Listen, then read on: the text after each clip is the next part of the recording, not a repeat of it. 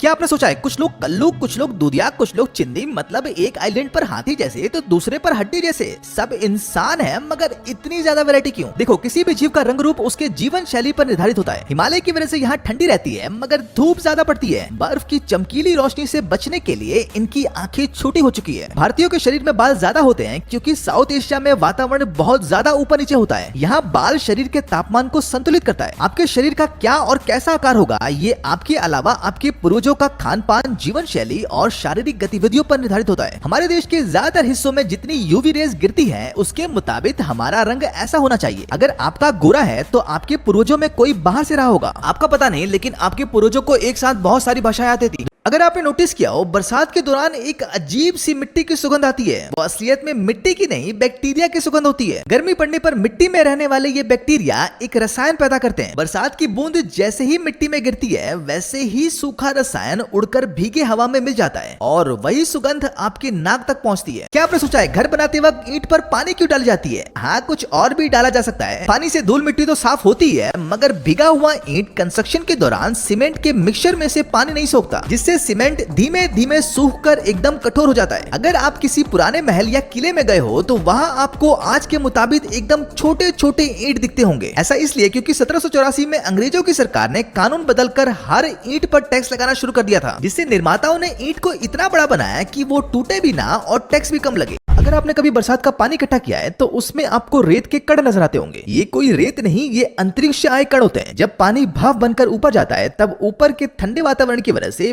भाप बर्फ में परिवर्तित होना चाहता है, लेकिन भाप को जमने के लिए किसी कण की जरूरत होती है। अंतरिक्ष से आ रहे ये छोटे छोटे कण पृथ्वी में घुसते रहते हैं, जिससे ये भाप बर्फ के कण में परिवर्तित होता है और इसी के समूह को हम बादल कहते हैं। बरसात के दौरान ये भाप के कण नीचे गिरते हैं, लेकिन हमारा गर्म वातावरण उन्हें पिघलाकर पानी की बूंद बना देता है। यही वजह है कि जब हमारा वातावरण बहुत ठंडा होता है, अगर उस वक्त बरसात हो तो पानी की बूंद की जगह ओले गिरते नजर आते हैं, क्योंकि बर्फ वातावरण में पिघली नहीं होती। क्या आपने सोचा है पानी से मुंह धोने या नहाने के बाद हम फ्रेश क्यों जाते हैं? ऐसा इसलिए क्योंकि आज से हजारों सालों पहले हम एक समुद्री जीव थे। पानी में जाने के बाद हमारी धड़कन धीरे हो जाती थी और शरीर रिलैक्स। बस वही चल रहा है आज तक। नेक्स्ट, आपने कभी न कभी मक्खियों को इस तरह से पैर घिसते जरूर देखा होगा। दरअसल उनकी जीभ पैर में होती है, इसलिए वो उस हिस्से को घिस घिस कर बार बार साफ करती हैं। मक्खियों के दांत भी नहीं होते, इसलिए वो माल पीती हैं। जिसे नहीं पी सकती वहाँ अपने पेट का मल मूत्र गिरा देती हैं, जिससे वो हिस्सा गलने लगता है और फिर उसे वो पी जाती है। नेक्स्ट, पृथ्वी पर इतने प्रकार के अजीबोगरीब प्रकाश और रंग मौजूद हैं। इनमें से आप बस इतना देख सकते हो। इतने प्रकार की आवाजें आपके आसपास गूंज रही होंगी, आप बस इतना सुन सकते हो। हमें दुनिया जैसी दिखती और सुनाई देती है वैसी असलियत में नहीं है। हम बस उतनी ही दुनिया देख रहे हैं जितना हमारा शरीर हमें दिखाना चाहता है।